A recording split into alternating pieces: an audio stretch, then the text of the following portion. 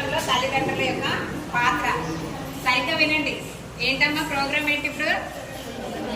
పిల్లల పెంపకంలో తల్లిదండ్రుల యొక్క పాత్ర. ఈ యొక్క అంశాన్ని గురించి రైట్ స్వచ్ఛంద సేవా సంస్థ అధ్యక్షులైనటువంటి శివశంకర్ గారు మాట్లాడతారు. ఓకేనా?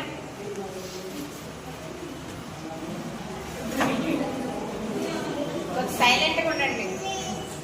5 minutes. పిల్లల పెంపకంలో తల్లిదండ్రుల పాత్ర. అందరికీ పిల్లలు ఉన్నారండి. మీరు ఏ విధంగానైతే మీ తల్లిదండ్రుల దగ్గర పెరిగారు, ఈరోజు మన పిల్లలు మన దగ్గర అలా పెరుగుతున్నారా? చెప్పండి ఒకసారి. ఈరోజు మనం ఏం చేస్తున్నాం పిల్లల విషయంలో? అది గారాబం చేస్తున్నామా? మీరు ఇంటరాక్ట్ అవ్వాలి నాతో. అదిగా గారాబం చేస్తున్నామా లేదా?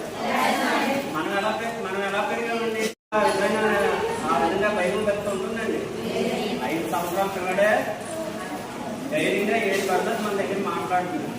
ఇంకొకటి ఏంటంటే, ఇప్పుడు తండ్రులు అందరూ కూడా సంపాదన విషయంలో కానీ లేదంటే ఇతర విషయాల్లో బిజీ అయిపోయి పిల్లలు సైలెంట్గా ఉండడానికి ఏమిస్తున్నాడు మనం అందరం ఫోన్ చేస్తున్నాం. ఆ ఫోన్ చూసి వాళ్ళు ఏం నేర్చుకుంటున్నారు?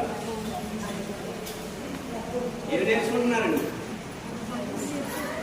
ఈరోజు 10 సంవత్సరాలు 12 సంవత్సరాల కుర్రవాళ్ళు, అమ్మాయిలైనా అబ్బాయిలైనా వాళ్ళకి చూడబడిన విషయాలన్నీ చూసి సమాజంలో ఎలా తయారవుతారంటే సంఘ వ్యతిరేక అత్యాచారాలు అమ్మాయిల మీద జరుగుతున్నాయి. అదేవిధంగా టీచర్లు కొట్టే స్థాయికి హై స్కూల్ పిల్లలు ఎదుగుతున్నారు, ఎలిమెంటరీ పిల్లలు ఎదుగుతున్నారు. ఈరోజు అది తప్పు అని చెప్పేసి ఒక టీచర్ ఒక పిల్లల్ని మందలించడానికి తల్లిదండ్రులు ఏం చేస్తున్నారు? ఆ టీచర్ కొట్టడానికి వెళ్తున్నారో లేదండి? అది ఎంతవరకు కరెక్ట్? టీచర్ ఒక పిల్లల్ని ఎందుకు మందలిస్తాడు?